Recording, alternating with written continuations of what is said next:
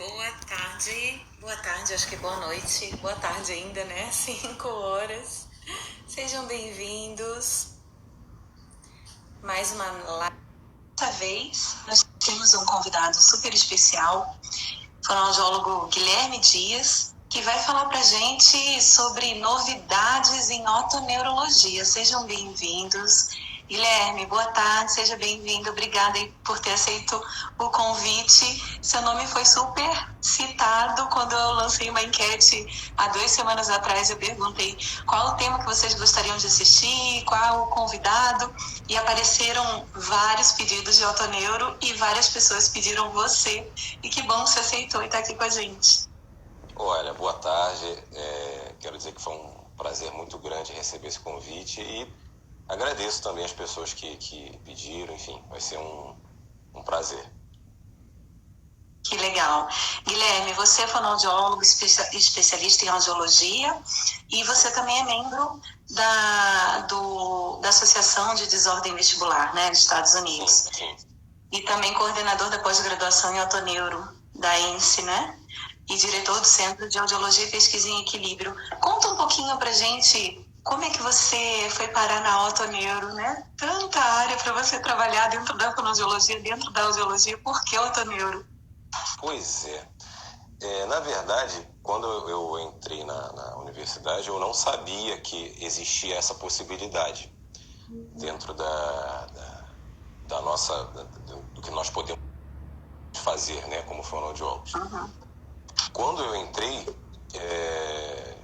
haviam me falado sobre a possibilidade de trabalhar com audição. Isso sim. E os períodos foram passando e ainda assim eu desconhecia. Confesso que eu não sabia que isso constava na grade, né? Isso há algum tempo. E fazendo um estágio na área de audiologia, a minha supervisora na época, ela comentou comigo que existia na época, uma visão talvez um pouco menor do que se entende a otoneurologia hoje, né? Mas comentou que existia, falou só de um exame, né? Um exame com nome esquisito. Que até hoje muita gente nem consegue falar, né? Isso, que lidava com questões relacionadas ao equilíbrio. E foi a primeira vez que eu ouvi falar nisso, e foi inclusive fora da universidade. E aí eu fui procurar na grade e vi que realmente estava lá aquele nome esquisito. E hoje em dia, a gente entende que aquele nome esquisito nada mais é que uma pequena parte do que é a grandiosidade da otoneurologia hoje. E inclusive a grandiosidade do que nós, fonoaudiólogos, podemos fazer exercendo a otoneurologia hoje. Então a visão já melhorou bastante, as possibilidades aumentaram bastante também, o leque realmente se abriu bastante. E conta pra gente então que leque é esse, né? Porque eu sou fonoaudióloga também, sou especialista em audiologia, também tenho meu mestrado, mas na época que eu fiz a graduação não tinha cadeira de otoneuro. Já faz algum tempinho, né? Eu vi um pouquinho de otoneuro, nem na especialização eu vi acho que no mestrado, e obviamente depois, né, lendo sobre o assunto. Mas conta pra gente então qual é a abrangência da otoneurologia. Tá. Vamos lá. O fonoaudiólogo, ele atua tanto na avaliação, e essa avaliação é o que se entende num contexto de uma avaliação funcional, só para diferenciar da avaliação do médico. O médico, ele está voltado, além da avaliação funcional também, está voltado para determinar o diagnóstico etiológico, né? E o fonoaudiólogo, ele está direcionado a procurar o diagnóstico funcional. Isso em termos de avaliação.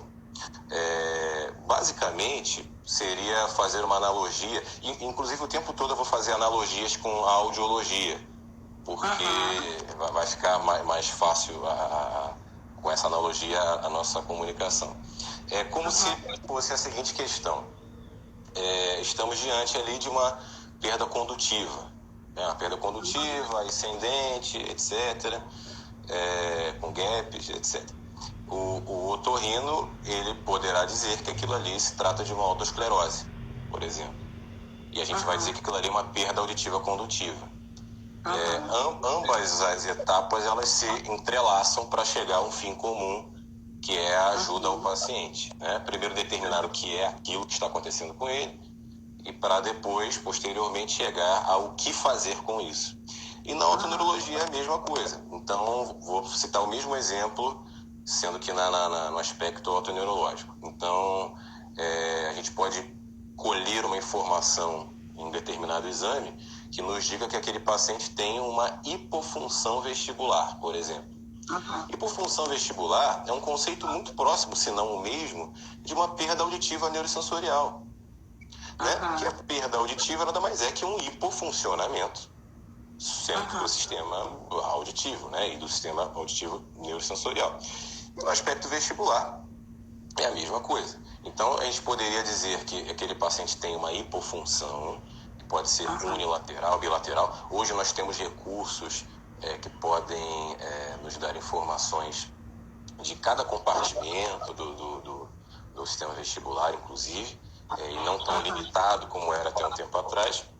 E o otorrino, dentro desse contexto de hipofunção, ele poderá dizer que aquilo se trata de uma neurite vestibular, por exemplo. Ele vai dizer que aquilo se trata de um chivanoma vestibular. O chivanoma, ele passeia tanto na parte auditiva quanto na parte vestibular, né? Que é como era chamado de neurinoma do acústico, né? Mas chivanoma seria o termo mais adequado. Então, o fonoaudiólogo vai atuar nesse diagnóstico funcional, que é mais amplo do que isso. E também na reabilitação vestibular, né? Que seria um tratamento baseado em estimulações de reflexos, estimulação, inclusive, hoje cognitiva associada ao equilíbrio. Temos recursos, de certa forma, mais recentes, que usam biofeedback, que usam formas de modular a função vestibular, tanto por estímulo com luz, por exemplo, laser, que o laser hoje em dia é muito falado em outras áreas, mas também na audiologia ele pode ser utilizado, compõe boas pesquisas e boas referências, uma modulação com estímulo elétrico também. E aí eu só dei um panorama aí do que nós vamos conversar, mas o leque é muito grande, ao ponto, inclusive, de já haver o interesse de muitos fonoaudiólogos de transformar a otoneurologia em uma especialidade dentro da fonoaudiologia e dissociar da audiologia, que é um argumento inclusive muito plausível, porque é um mundo muito diferente que se entrelaça, né? Obviamente, a gente precisa ter um conhecimento muito bom de audição, de avaliação de audição, para poder chegar a uma boa avaliação de equilíbrio. Mas já há um interesse já de algum tempo, e agora isso está bem forte, de se criar aí uma especialidade dentro da fonoaudiologia, a fonoaudiologia e a otoneurologia, né? Isso é ótimo. Isso já está em tramitação? Como é que está essa discussão? Ela já está sendo discutida desde 2017, se eu não me engano. Está em discussão. Com essa questão do Covid, parece que houve talvez uma parada nisso, mas o que eu sei de informação é que isso já está em tramitação, vamos dizer assim. Nada ainda muito certo, mas já há um interesse. Essa é a informação mais correta. Já há um interesse forte. Como é que é fora do Brasil, Guilherme? Porque fora do Brasil é diferente, né? A atuação do audiologista. Fora do Brasil é o audiologista. Estados Unidos, por exemplo, a formação do audiologista ela já é bem direcionada, né? Como você já sabe com certeza. E ele pode ir por esse caminho da área do equilíbrio. E aí, em geral, quando ele faz uma formação mais voltada para a audiologia, para se tornar um audiologista, né? Ele vai estudar tanto a audição quanto o equilíbrio. Obviamente que por questões de interesse ele pode vir a focar mais no equilíbrio, como já acontece no Brasil. Em países latinos, por exemplo, como Chile, etc., talvez Espanha, né? Porque a Espanha tem aquela questão do logopeda, né? Se eu não me engano, logopeda. Eu não sei se eles chamam dessa forma, mas existe o audiólogo. E o audiólogo, assim como no Brasil, é o audiologista, né, do Brasil, que pode trabalhar com audição e equilíbrio, mas há uma tendência a alguns focarem na área do equilíbrio, né, e outros focarem na área da audição. Então seria quase que um movimento global, esse de... Sim. E também fora do Brasil, e no Brasil também, obviamente, existem países, por exemplo, onde a atuação do fisioterapeuta é muito forte na área da reabilitação vestibular. Então, eu não me recordo agora exatamente quais, mas existem países onde o fonoaudiólogo se interessa pouco pela área do equilíbrio e isso acaba ficando mais com o fisioterapeuta. No Brasil é muito mesclado.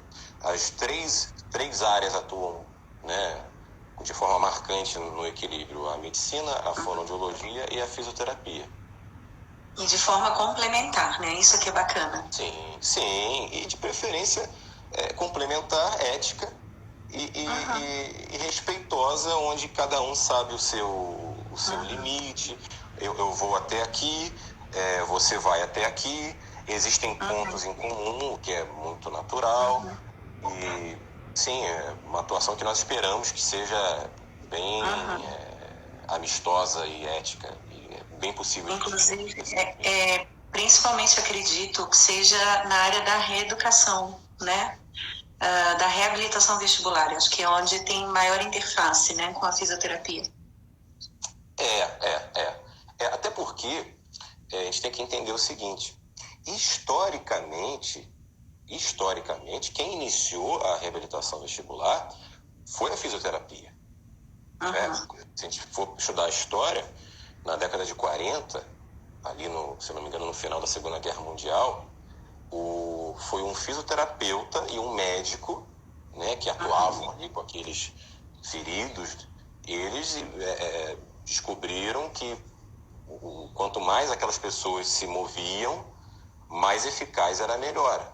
Então, naquela época, 1940, no final ali da década de 40, o fonoaudiólogo, né, não era o que é hoje a fonoaudiologia. Então, deve haver, uma opinião, né, deve haver um respeito muito grande com a fisioterapia, porque o início de tudo foi com a fisioterapia, e os fisioterapeutas têm estudos fantásticos na área de reabilitação vestibular.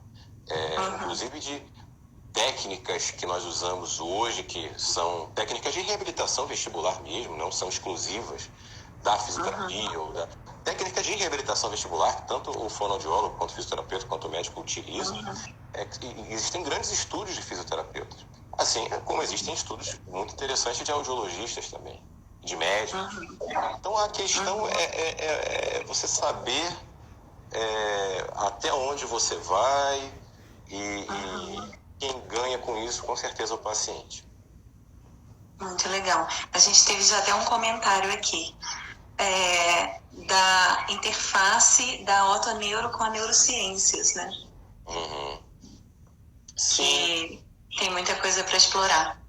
Sim, e hoje, por exemplo, tem até um comentário aqui, deixa eu ver. Penso que a físio tem que ficar com equilíbrio. É um comentário aqui.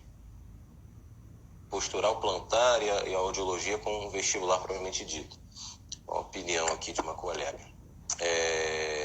Mas partindo aqui para o que você comentou em relação à neurociência, sim, até porque hoje existe um conhecimento já de uma ligação muito forte entre a cognição e o equilíbrio.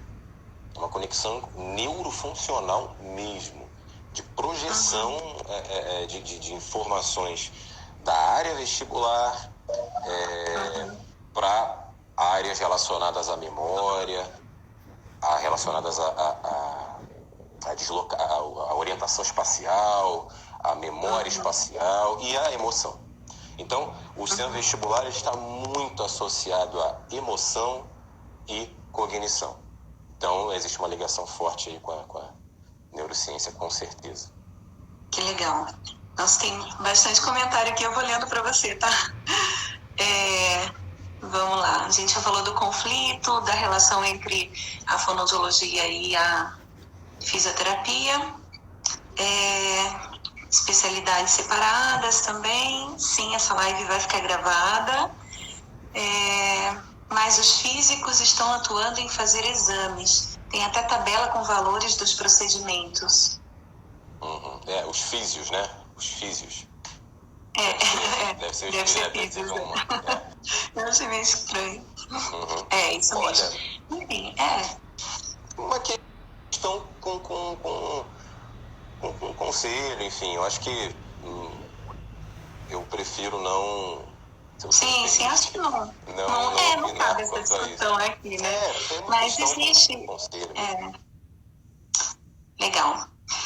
Bom, vamos entrar no nosso tema, então, falar sobre as novidades em Otoneuro. Vamos começar pela avaliação? Vamos. Vamos lá. Em termos de avaliação, hoje a gente tem uma gama muito grande de exames para avaliar o sistema vestibular periférico e também uma gama grande para avaliar as áreas centrais. Tá?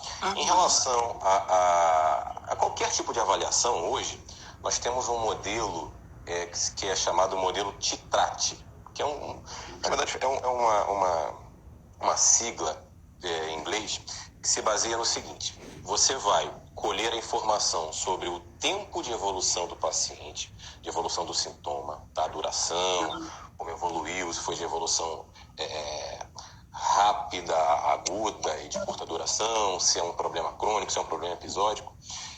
Você vai colher informação sobre o gatilho desse sintoma, tá? E a partir dessas duas informações, qual é o gatilho? É espontâneo? É quando ele se mexe? É quando ele deita? Ele é de vez em quando, mas é espontâneo? E a partir disso, você vai direcionar para exames específicos. Então, a gente chega ao ponto de entender que não existe um exame que vai servir para todos os quadros. E aí, Mônica, eu faço uma analogia, que eu vou fazer o tempo todo analogia com a audiologia. É como se a gente avaliasse todos os pacientes que têm algum sintoma auditivo com timpanometria. Se a gente fizesse só o vector desses pacientes, seria como se a gente pegasse ali a timpanometria ou pegasse o teste de emissões otoacústicas e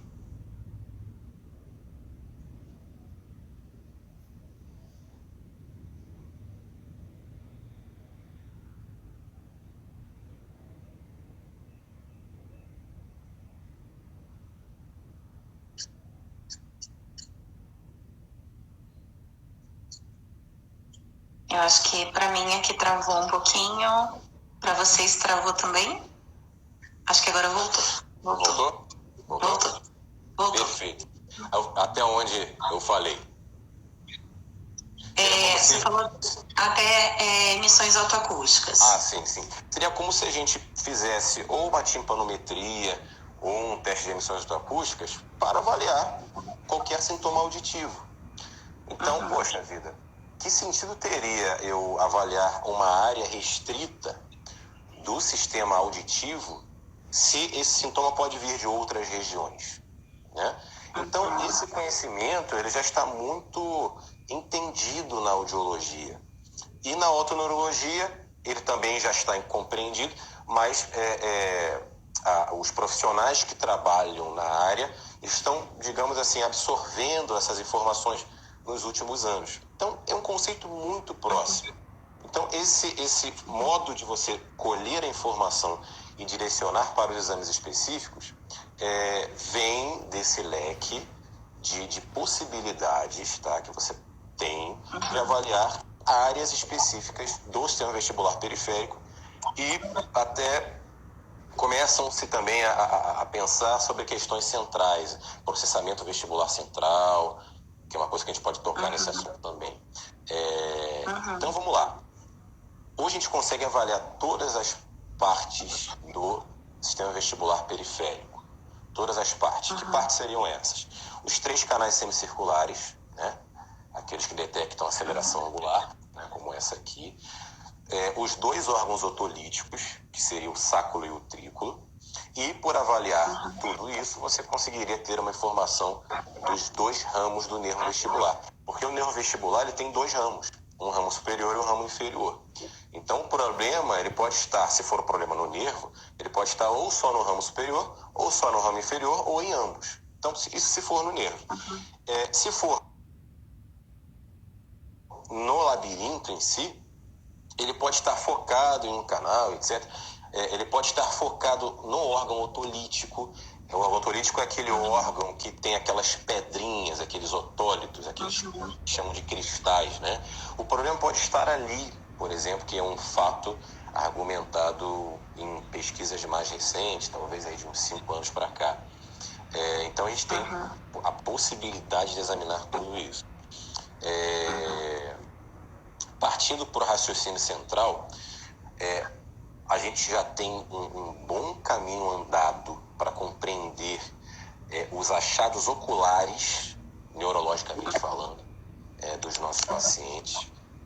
Então, houve um trabalho muito grande aí da neurologia para facilitar o nosso entendimento, citando aí alguns autores. Eu vou citar 2 autores.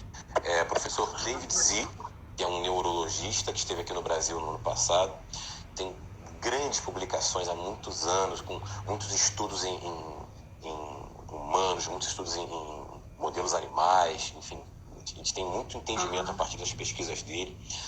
E o professor Michael Struck, que é um neurologista também alemão.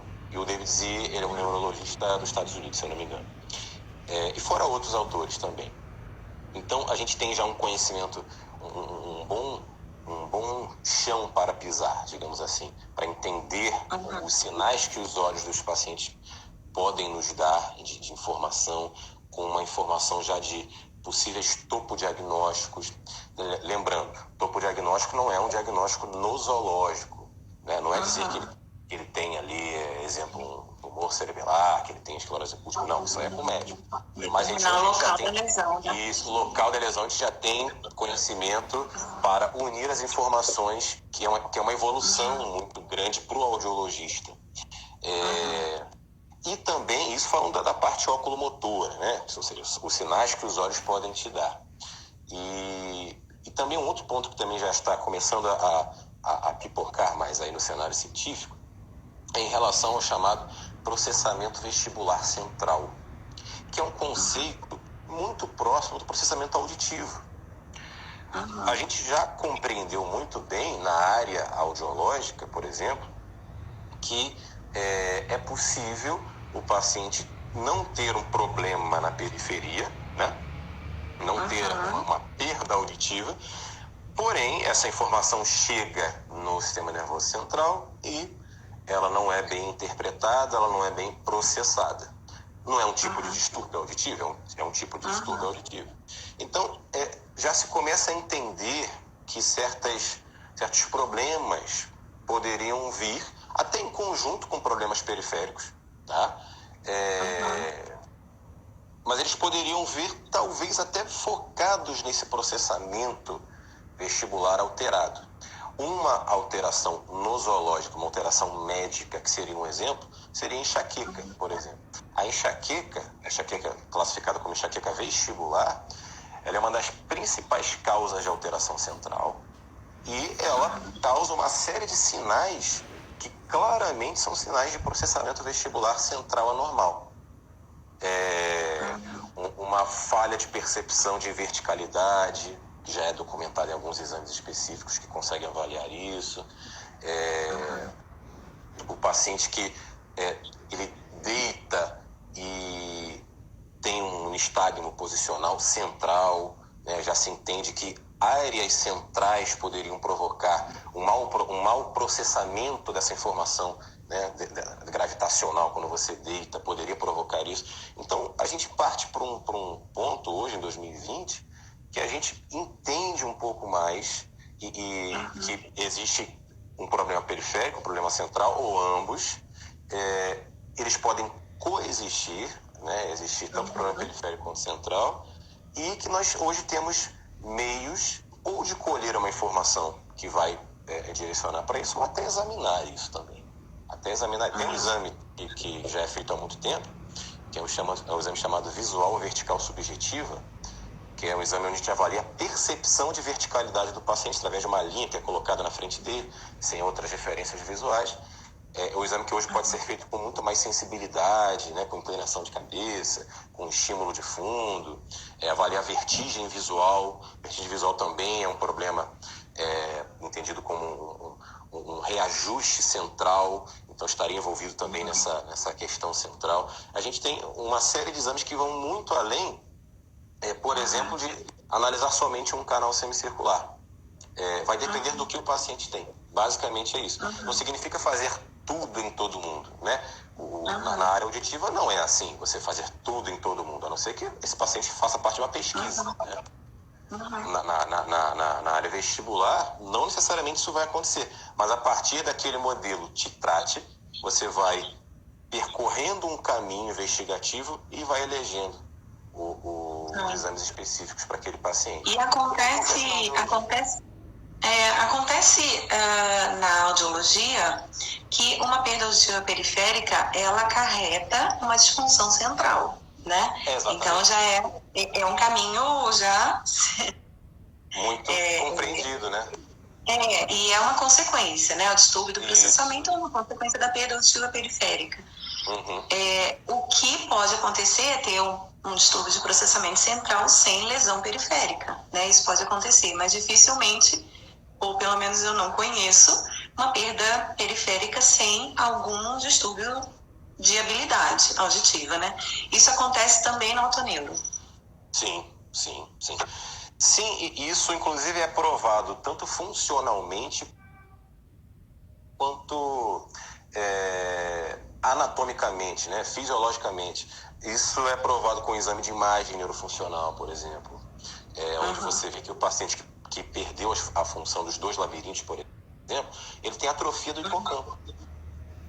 Isso está provado já. Tem um estudo do professor Brownstein, por exemplo, que ele avaliou e percebeu que muitos pacientes que tinham hipofunção bilateral do sistema vestibular, eles tinham atrofia do hipocampo e um grande prejuízo cognitivo. Fora isso, esses pacientes vão ter também falha na percepção de gravidade, vão ter falha de possivelmente orientação espacial, de memória espacial e não espacial, inclusive. São pacientes que ficam muito confusos. A gente vai perceber que esses pacientes vestibulares, eles são pacientes que podem relatar para você não só a parte de equilíbrio em si, eles podem falar para você que eles passaram a ficar mais esquecidos, o raciocínio ficou mais lento, assim como também ocorre na área auditiva. Até porque... E o envelhecimento?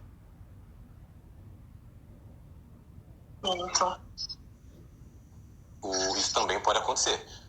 Ele causa... A gente sabe isso, a gente sabe que com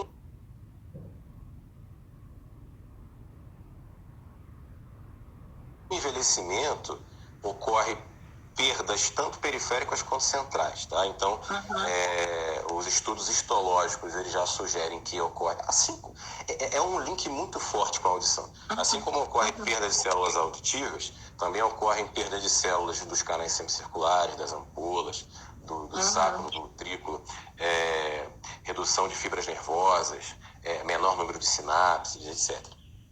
E o idoso com alteração vestibular, ele tem uma tendência a ser um idoso com mais falhas cognitivas e idosos que caem mais, que são mais caidores, né, como é uma linguagem mais comum. São idosos caidores.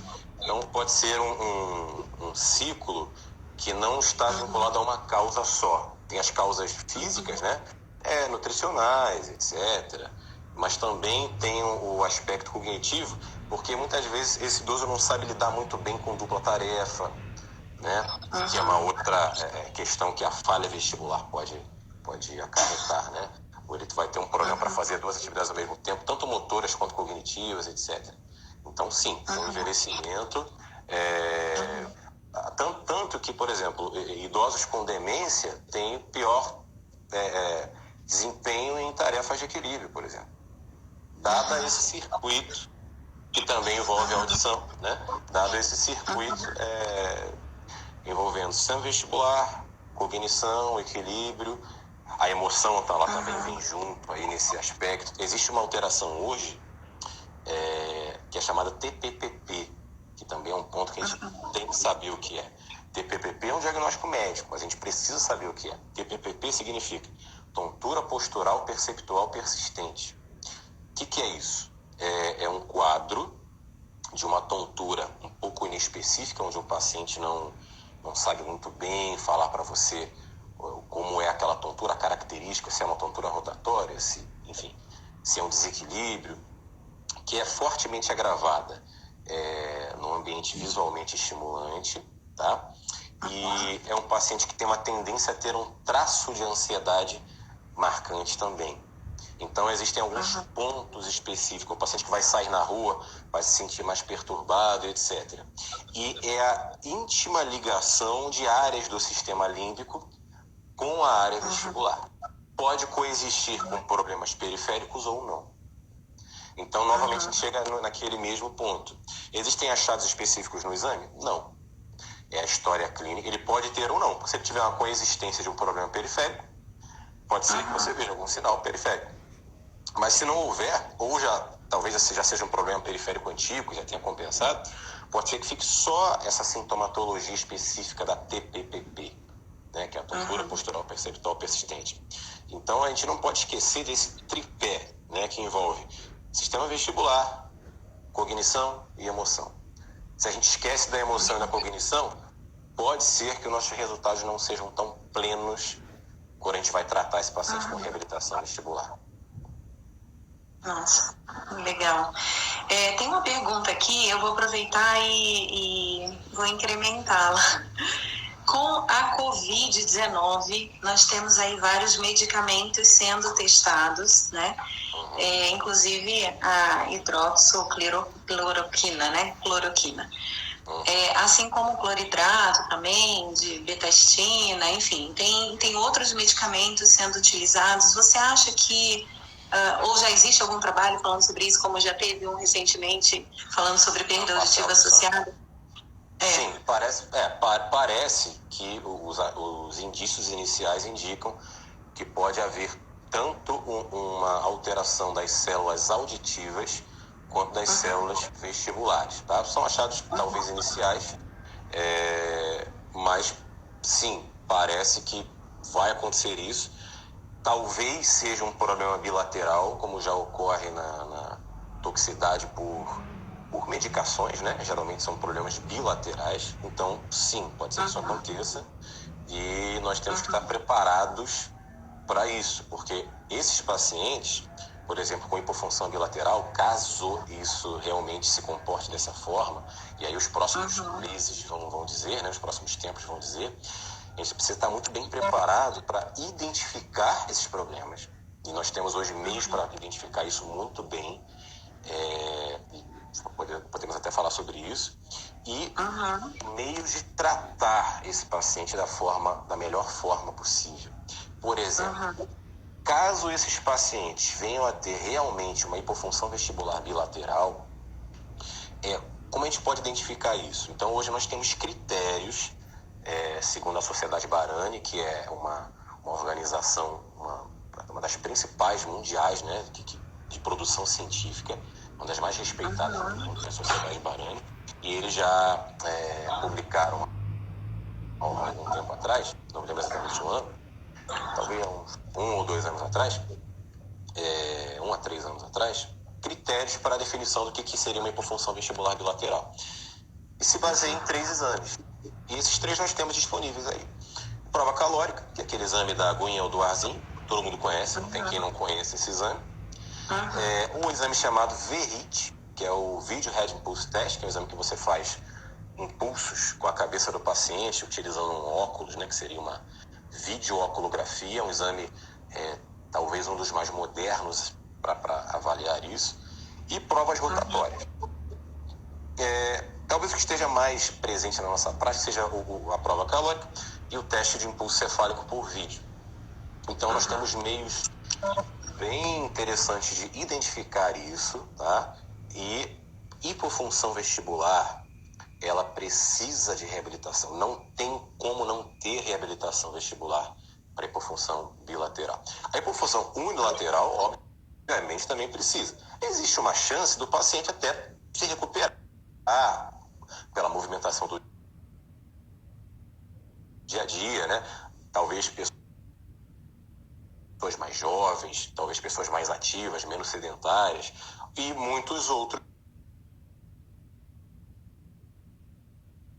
não, vão precisar de reabilitação vestibular. Mas a hipofunção bilateral, ela precisa de reabilitação vestibular. Somar a essa reabilitação vestibular da hipofunção bilateral, que a gente pode, de repente, deixar para comentar mais no finalzinho, que serão as novidades, né, tecnológicas. Mas a gente precisa estar muito bem preparado para duas coisas. Identificar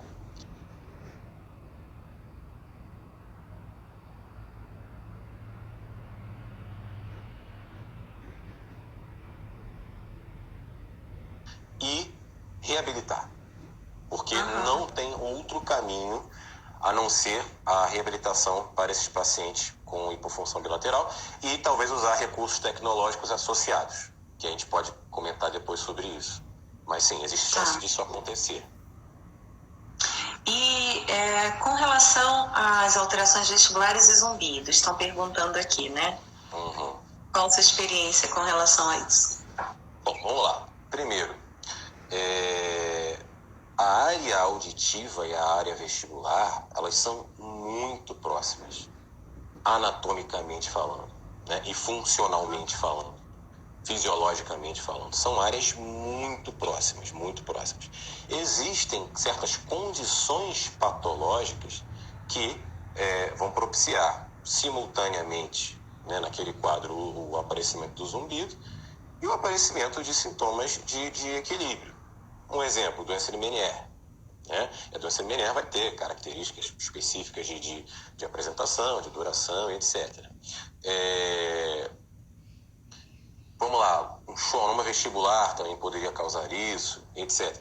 E existe um aspecto também que a gente não pode deixar de comentar, que hoje se fala muito, que são os radicais livres, que está muito em alta, fala sobre isso com toda a razão, e que até também é chamado de espécie reativa de oxigênio, né? O que seria isso? Seria um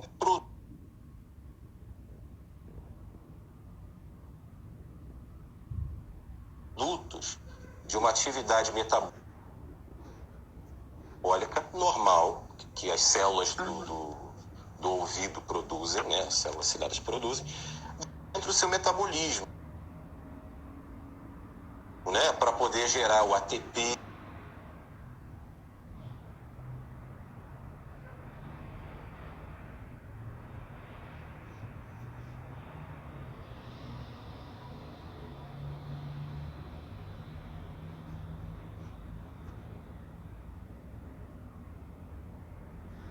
Né, que é a moeda energética para poder produzir aquelas reações bioquímicas, né, da abertura dos canais iônicos, né, a entrada de potássio, etc., e o disparo do potencial de ação. Então, para que isso aconteça, há um consumo ali de um metabolismo da glicose importante e um consumo de oxigênio, né? E dentro desse processo,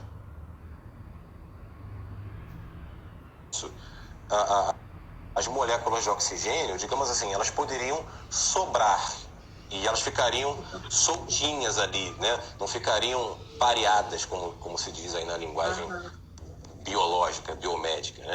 E essas moléculas soltinhas seriam o que se entende aí como radical livre, né? Então o nome até é autoexplicativo.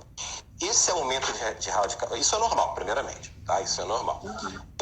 Ter radical livre é normal. O problema é quando certas condições sistêmicas, ou até não necessariamente sistêmicas, mas uma exposição a ruído, por exemplo, ou toxicidade, ou outras coisas, estresse, hiperglicemia, enfim, uma série de questões. Quando algo acontece e eleva esses níveis dessas espécies reativas de oxigênio, que também são chamadas de radicais livres. Quando elas estão em excesso, excede um pouco a capacidade do próprio sistema celular se defender. Porque quando elas estão ali num nível equilibradinho, existe o chamado o sistema de defesa antioxidante, né? Onde o próprio organismo ele se resolve ali e fica tudo bem.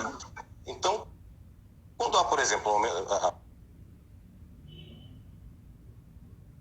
exposição a ruído,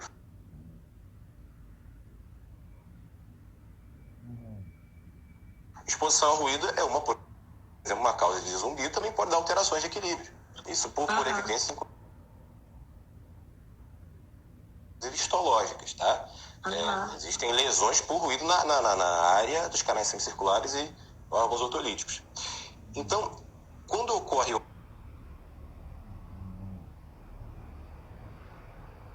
aumento dessas espécies reativas de oxigênio, isso pode causar lesões nas células, tanto nas células ciliadas vestibulares e também nas células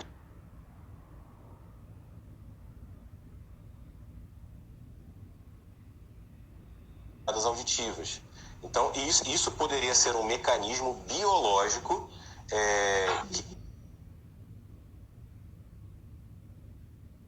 e muitas vezes a causa não fica muito bem estabelecida, né? Como temos aí zumbidos que, né, você fica aí na dúvida sobre qual é a real origem, mas existem muitos estudos associando aumento de radicais livres em quadros vestibulares ou audiovestibulares, para ser mais abrangente, e por isso, por exemplo, existem estudos aí estudando vitaminas, por exemplo, antioxidantes, vitamina C, vitamina E, por exemplo, tanto para a área vestibular quanto para a área do zumbido, enfim. Até citaram aqui, Guilherme, tratamento por fotobiomodulação. Isso, que é o tema, inclusive, da live que vai acontecer na sexta-feira. Fotobiomodulação, vamos lá, que é um tema muito interessante, que faz parte daquele ponto das tecnologias para modular a função celular, que é um recurso fonoaudiológico. Então, até parabenizo aqui o trabalho feito pelos fonoaudiólogos ligados aí à fotobiomodulação.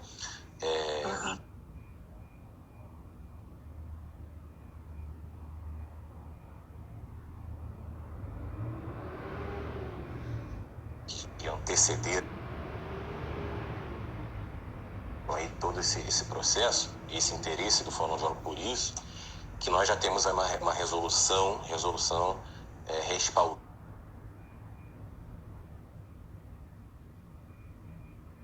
a gente para o uso da fotobiomodulação, que é mais conhecido como laser terapia, mas o nome mais abrangente, mais correto seria fotobiomodulação.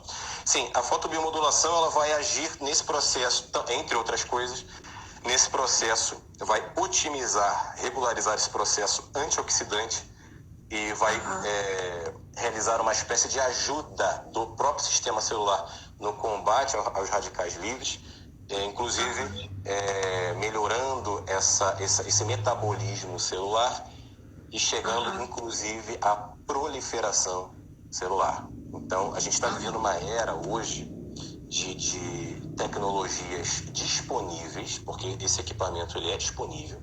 Inclusive, existe um mito em outras áreas que o Brasil, de repente, não dispõe de equipamentos interessantes, mas os equipamentos que a gente usa no Brasil para fotobiomodulação estão entre os melhores do mundo.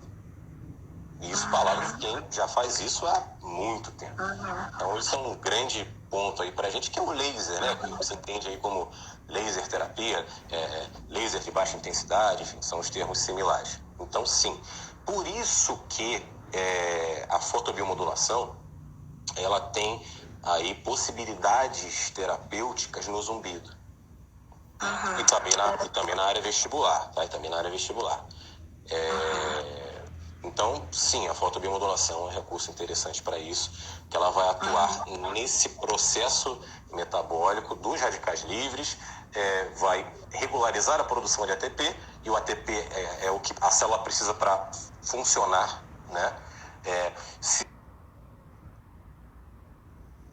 o indivíduo é exposto a ruído, vai aumentar a radical livre, vai diminuir a ATP e ele vai ter uma lesão, né? Inicialmente pode ser uma lesão temporária, mas isso vai se repetindo.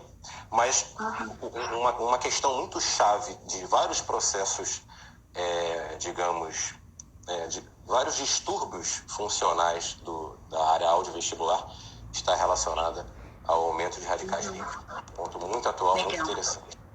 Que bacana. Então aproveita e conta pra gente o restante das novidades que a gente tem aí em equipamentos, em tecnologia aplicada ao otoneuro.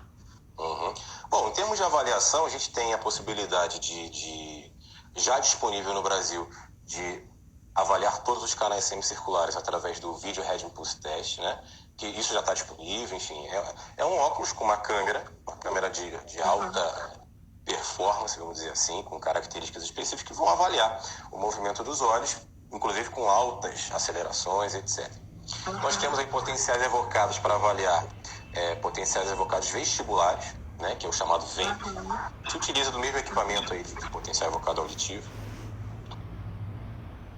Consegue avaliar o sacro e o trículo. Então, nós já fechamos aí um bom circuito para avaliar o órgão periférico, tá? Para a área central, a gente tem primeiramente um maior conhecimento, que é o que vem em primeiro lugar, é o conhecimento. Porque se você tem por exemplo, você tem uma Ferrari e você não sabe dirigir, a Ferrari não adiantou de nada, né?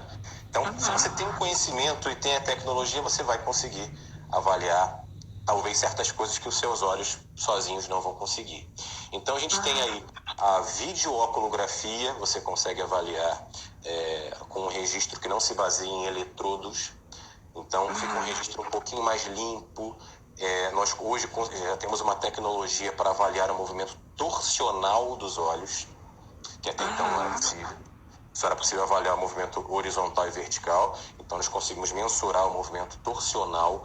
Nós conseguimos avaliar, isso não está disponível no Brasil ainda, mas creio que não vai demorar a chegar.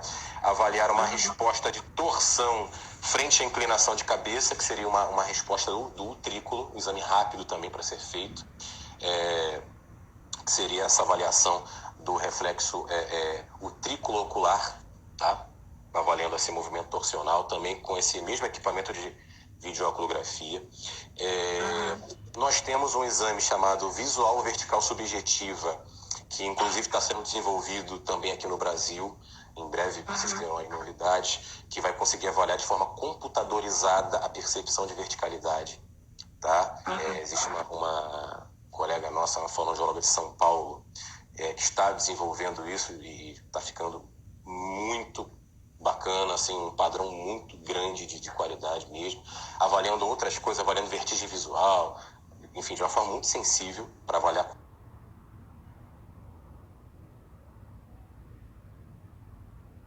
dos crônicos também. Então, seria uma avaliação de, digamos, processamento vestibular central, gravitacional, tá?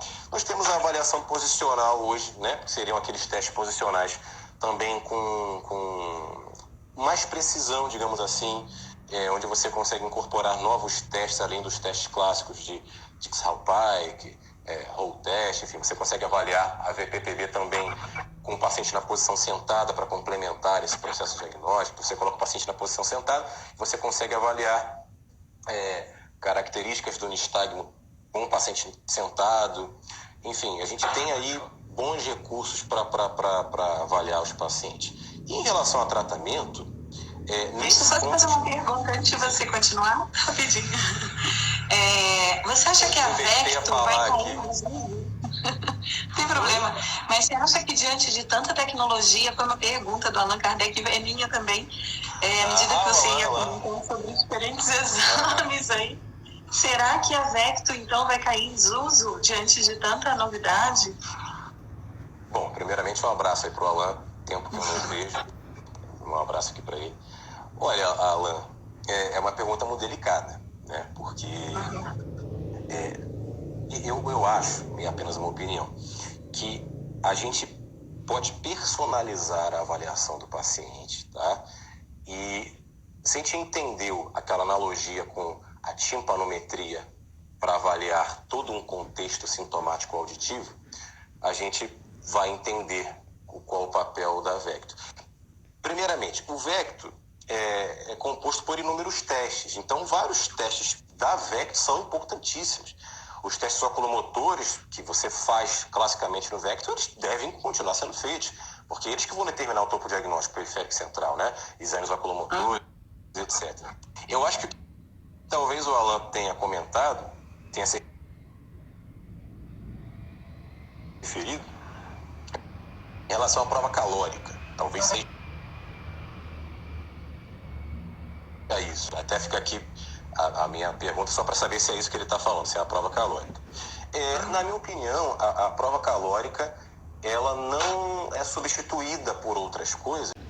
Pronto, voltou. Voltou. Você estava dizendo que a prova calórica não será substituída. Isso, Mas vamos lá, vamos arrumar essa frase, porque esse assunto de prova calórica é um assunto muito polêmico dentro da otoneurologia e a frase tem que ser colocada com muita cautela. Vamos lá.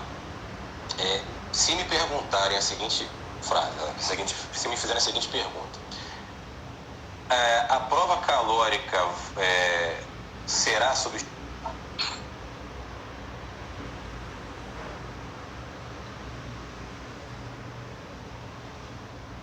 Travou de novo.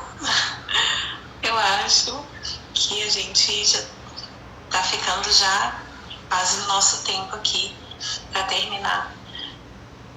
E aí? Agora voltou. Voltou de novo. Vamos ver se vai ficar. É um assunto polêmico mesmo. Você vê que na hora do assunto travou. Vamos lá. Se a prova calórica vai ser substituída. A prova calórica ela é muito específica. Ela avalia o RVO no canal semicircular lateral em baixa frequência. O impulso cefálico avalia o RVO em alta frequência. Existem aí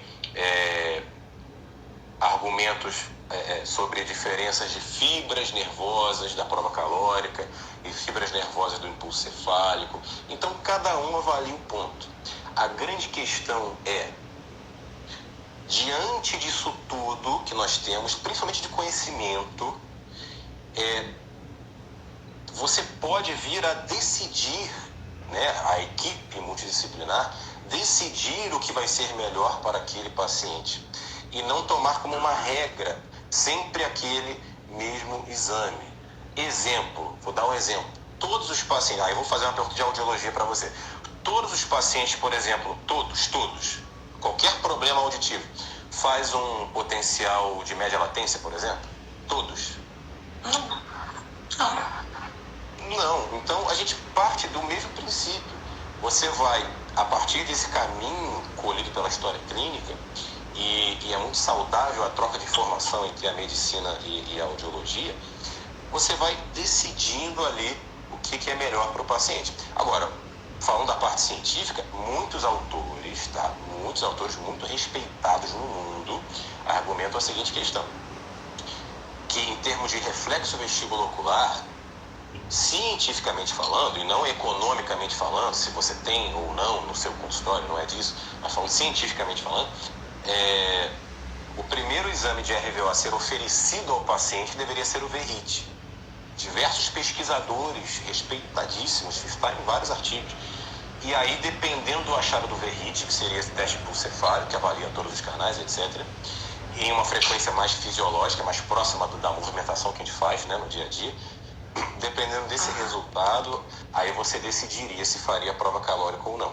É uma linha de pensamento de pesquisadores bem respeitados, tá? Mas eu prefiro não colocar como uma substituição, tá? É a minha postura hoje equilibrada, já que o assunto é equilíbrio, a minha postura equilibrada hoje é essa. Não colocar taxativo como uma substituição, mas você tem um leque de escolha dependendo do caso. Guilherme, nosso tempo já está acabando, o Instagram fecha automaticamente, né? Então, antes disso acontecer, eu queria primeiro já deixar um convite para uma outra live para você falar de reabilitação vestibular para a gente. Sim, que e tá ao vivo aqui, tem mais de 100 pessoas aqui com a gente. E também queria te pedir indicação de cursos, porque tem muita gente perguntando aqui como é que a gente fica sabendo mais sobre isso e aonde se especializar. Dá alguma orientação pra gente, por favor. Tá, vamos lá. Hoje a gente tem um curso de aprimoramento em otoneurologia presencial, que é um curso de 140 horas, que eu sou, inclusive foi esse curso que você comentou no início, eu sou coordenador, que ele acontece em São Paulo, pela ENSE em São Paulo. ENSE é ENSI, que é uma escola multidisciplinar e de pós-graduação, e lá nós temos essa pós-graduação do tipo aprimoramento em otoneurologia específica para otoneurologia, com prática, etc. São 140 horas, ministrada por médicos, fonoaudiólogos, etc. Nessa época do Covid, mas independente do Covid, nós temos também cursos online, tem cursos de diversas plataformas. Tem uma plataforma minha também pelo meu site, que é o www.tonturasevertigem.com.br. Lá nós temos constantemente cursos online, existem 4 cursos lá disponíveis online. Me manda pelo direct que eu divulgo aqui no canal, por favor, tá bom? Mando. Tem curso de fisiologia, curso de avaliação, curso de VEMP, enfim. E vai sair um curso novo daqui a algumas semanas também. Então, nós temos hoje, por esse interesse das pessoas pela otoneurologia, inclusive nós temos esses cursos mais específicos, né? Até pela grandiosidade do tema. Né? Tá ótimo. Guilherme, então, muito obrigada, mais uma vez, obrigada por ter aceito o convite. Foi ótimo, o tempo passou muito rápido. Pois é, eu percebi também, muito. Infelizmente, eu tinha algumas perguntas para fazer para você, tipo avaliação em crianças, o que muda, reabilitação vestibular, enfim, eu tenho ainda várias dúvidas. Eu tenho certeza que quem está aqui com a gente também. Por isso que eu te convido mais uma vez, quando você tiver uma brechinha na sua agenda, você me fala, para a gente marcar uma outra live. Já está tá certo. Bom? Está certo. Obrigada. Te agradeço. Boa noite para você, gente. Muito obrigada pela participação de vocês. Essa live vai ficar disponível aqui por 24 horas e eu vou gravá-la e colocar no nosso IGTV, tá bom? Obrigada. Obrigado. Tchau, tchau.